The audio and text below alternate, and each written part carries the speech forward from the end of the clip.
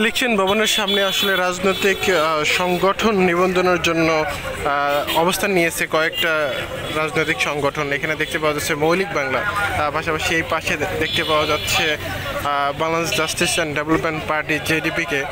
আরেকদিকে দেখা যাচ্ছে একজন ভাইকে, তিনি একটা প্ল্যাকেট নিয়ে দাঁড়িয়ে আছেন, সেটির নাম হচ্ছে বাংলাদেশ নাগরিক দল বিএনডি, যেটি বলছেন তারা উনিও দাঁড়িয়ে আমরণ অনশনে আছেন নিবন্ধনের জন্য।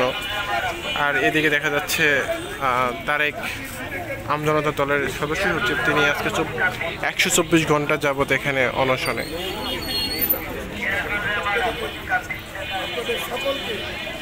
আমি আমার প্রাণ দেওয়ার শুভেচ্ছা এবং গভীর কৃতজ্ঞতা জানিয়ে আমি আমার সংক্ষিপ্ত বক্তব্য এখানে শেষ করলাম। এখানে একজন দেশবরেণ্য ব্যক্তি উপস্থিত হয়েছেন।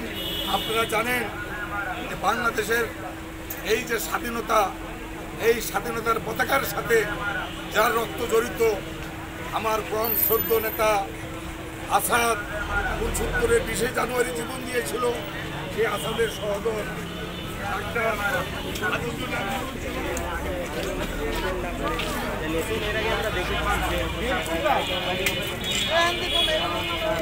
আসলে যিনি দাঁড়িয়ে আছেন তার সাথে একটু কথা বলি।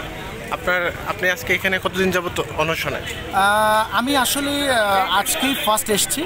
আমি আমাদের আমজনতার দলের সদস্য সচিব তারেক রহমানের এই অনশনের প্রতি উজ্জীবিত হয়ে আমি মনে করেছি বিবেকের তাড়নায় যে আমরা যারা রাজনীতি করি, আমরা যারা দল নিবন্ধনের জন্য কাগজপত্র জমা দিয়েছি, আমাদের উচিত তার সাথে সংহতি জানিয়ে, সহমত জানিয়ে এই আন্দোলনকে আরও বেগবান করা, যেন এই আরপিও এবং রাজনৈতিক দল নিবন্ধন বিধিমালা সংশোধনীর মাধ্যমে প্রত্যেকটি রাজনৈতিক দলকে খুব সহজে নিবন্ধনের মাধ্যমে এদেশের সব শিক্ষিত লোকদেরকে রাজনীতি করার সুযোগ দেওয়া। আপনার রাজনৈতিক দলের কার্যালয় কোথায়? আমাদের রাজনৈতিক দলের কার্যালয় ৭৮ মতিঝিল বাইতুল হক। আপনার নিবন্ধনের জন্য যা যা দরকার সবই জমা দিচ্ছেন? অবশ্যই সব দিয়েছি। এখন দিচ্ছে না কেন, কি মনে হচ্ছে? এই যে কি বলে আপনার, আমরা যখন আবেদন করেছি আমাদের আবেদনে কি কি ঘাটতি আছে, হ্যাঁ কি মানে অসম্পূর্ণতা আছে, এটা দিয়ে যে চিঠি দিয়েছে, আবার আমরা যখন আবার ঘাটতি পূরণ করেছি আবার একই চিঠি দিয়েছে, এরকম ৩টা চিঠি একই চিঠি, মানে কপি পেস্ট করে আমাদেরকে চিঠি দিয়েছে।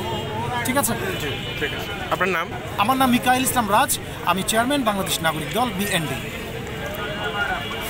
আমরা শুনছিলাম একটি নিবন্ধনের দাবিতে অনশনরত একজনের কথা। তিনি এই দলের চেয়ারম্যান, তিনি একাই আসছেন, আমার অনশনে বসছেন তারেকের পাশাপাশি।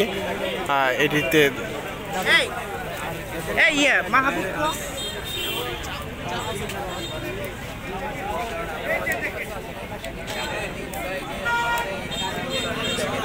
এখন যে হারে রাজনৈতিক সংগঠন এখানে অবস্থান নিয়েছেন, আস্তে আস্তে এই সংগঠনের অবস্থান বা আমরণ অনশনের সংখ্যা বাড়ছে।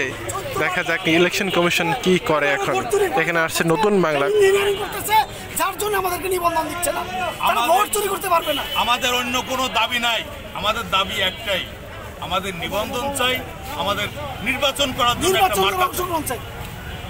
আমরা একটা মার্কা চাই, আমরা প্রমাণ করতে চাই আমরা এই দেশের জন্য কিছু করতে পারি এবং এই দেশের জন্য কিছু করতে পারি এবং এই দেশের জন্য কিছু করতে পারি, আমরা সেটা প্রমাণ করতে চাই।